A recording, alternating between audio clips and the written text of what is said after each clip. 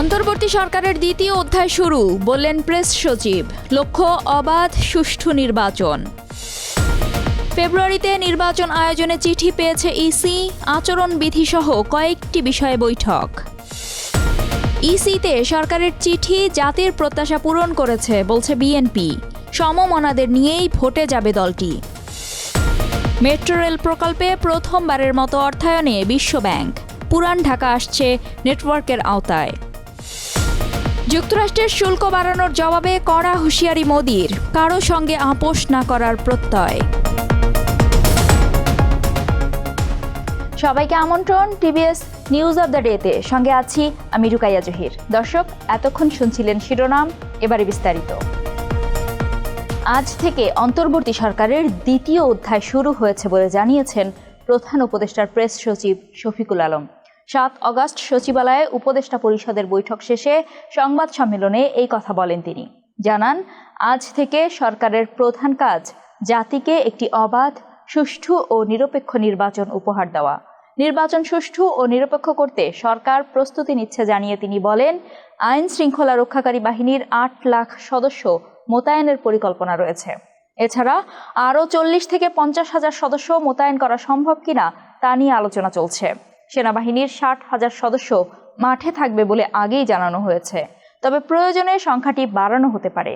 Press secretary জানান, নির্বাচন কমিশনও নিজস্ব প্রস্তুতি নিচ্ছে এবং এ বিষয়ে সরকারের সঙ্গে সমন্বয় করছে। ত্রয়োদশ জাতীয় সংসদ নির্বাচন আয়োজন নিয়ে প্রধান উপদেষ্টা ডক্টর মোহাম্মদ ইউনূসের পক্ষ থেকে পাঠানো চিঠি পেয়েছেন প্রধান নির্বাচন কমিশনার এএমএম নাসির উদ্দিন। বৃহস্পতিবার 7 অগস্ট সকালে নির্বাচন কমিশন সূত্র জানায়, নির্বাচন আয়োজন নিয়ে চিঠির বিষয়ে আলোচনার জন্য শিগগিরই বৈঠকে বসবে কমিশন। বুধবার রাতে 2026 সালের ফেব্রুয়ারি মাসে রোজার আগে নির্বাচন আয়োজনের জন্য নির্বাচন কমিশনকে প্রস্তুতি সম্পন্ন করার নির্দেশ দেয় প্রধান উপদেষ্টার কার্যালয়। এদিন জাতীয় সংসদ নির্বাচনের দল ও প্রার্থীর আচরণবিধি এবং সংসদীয় আসনের সীমানা নিয়ে বৈঠক করেছে EC. CEC AMM Nasir Uddin নেতৃত্বাধীন ইসির 7ম কমিশন সভা এটি। সিইসি ছাড়াও 4 নির্বাচন কমিশনার, ইসি সচিব ও সংশ্লিষ্ট কর্মকর্তারা এই বৈঠকে অংশ নিয়েছেন।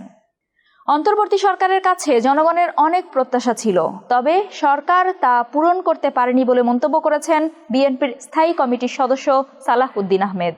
বৃহস্পতিবার 7 অগস্ট দুপুরে নিজ বাসায় এক সংবাদ সম্মেলনে এসব কথা বলেন তিনি। অন্তর্বর্তী সরকারের গত 1 বছর কার্যক্রম মূল্যায়ন করতে গিয়ে বিএনপির এই নেতা এসব কথা বলেন।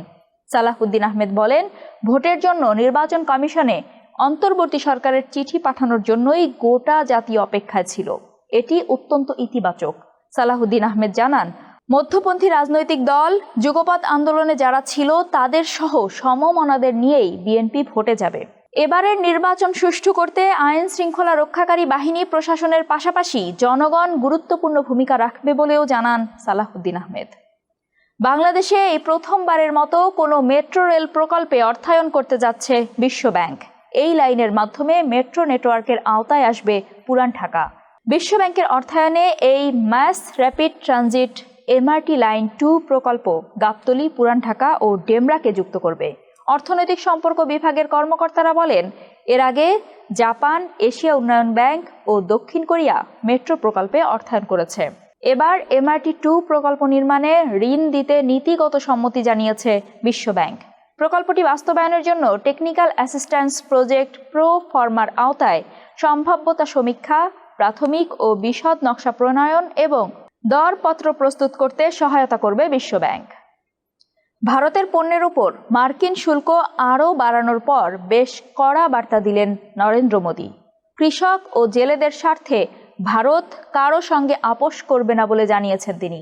7 অগস্ট নয়াদিল্লিতে আয়োজিত এক অনুষ্ঠানে শুল্ক যুদ্ধ প্রসঙ্গে এমন মন্তব্য করেন মোদি। এনডিটিভির প্রতিবেদন অনুযায়ী মোদি বলেছেন, দেশের কৃষকদের জন্য তিনি চড়া মূল্য দিতেও প্রস্তুত। ভারতের প্রধানমন্ত্রী বলেন, কৃষকের স্বার্থই আমাদের সর্বোচ্চ অগ্রাধিকার।